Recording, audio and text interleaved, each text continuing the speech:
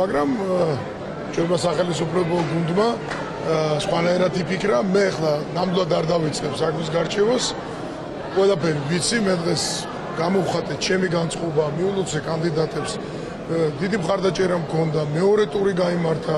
სამწუხაროდ ბევრი ჩემი მხარდაჭერი გუშინ წავიდა ამერიკის შეერთებული შტატების დელეგაციიდან, გერმანიის სხვა დელეგაციებიდან, მათ მოუხდათ ასე ვთქვათ რეისების გადაცვლა.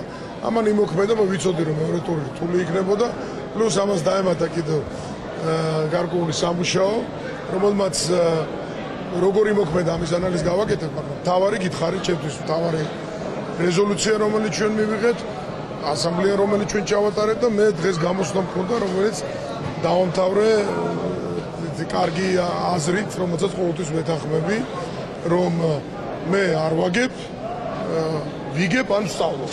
ეხლა მე ვისწავლე ბევრი რამ, მათ შორის საკუთარი ხელისუფლების სახელმწიფო პარტიისგან და ვეცდებით რომ ეს ნასწავლი გამოვიყენოთ ჩვენს მომავალ საქმიანობაში. ის მიმართვები, რომელიც იყო ჩემს საწინააღმდეგოდ, ევროპის სახალხო პარტიის საწინააღმდეგოდ, არ მინდა დღეს ამაზე საუბარი, ძალიან გთხოვთ, არავის არ გაუსწორებ ანგარიშს. ეს საკითხი, როგორც ერთ-ერთი ქრესტომატიული მაგალითი შევა, ალბათ ეუთოს ისტორიაში ან ასამბლეის, შეიძლება სხვაგანაც, როგორ არ უნდა იქცეოდეს ხელისუფლება ქვეყანაში, როდესაც ასეთი ვითარება, როცა მის წარმოადგენელს ამ ვითარებაში მყოფი ქვეყნის აქვს რეალური შანსი. დღეს დაგვანახა კენჭისყრამ, რამდენად რეალური იყო ჩემი მოგება და ფაქტორების, სხვა ფაქტორების გამო ის ასე არ მოხდა. ხელა მასშტაბის და დონის ორგანიზაციაში საქართველოს წარმომადგენლის მეორე ტურში გასვლა და მხოლოდ მცირე სხვაობით დამარცხება არის უკვე უდიდესი წარმატება საქართველოსთვის.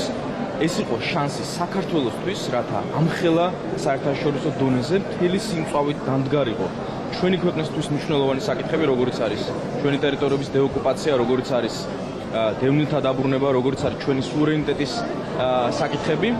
სამწუხაროდ ამ შემთხვევაშიც ჩვენი მთავრობისთვის უფრო მნიშვნელოვანი აღმოჩნდა ვიწრო პარტიული ინტერესი, ვიდრე ქვეყნის ინტერესი, ქვეყნის სუვერენიტეტის ინტერესი.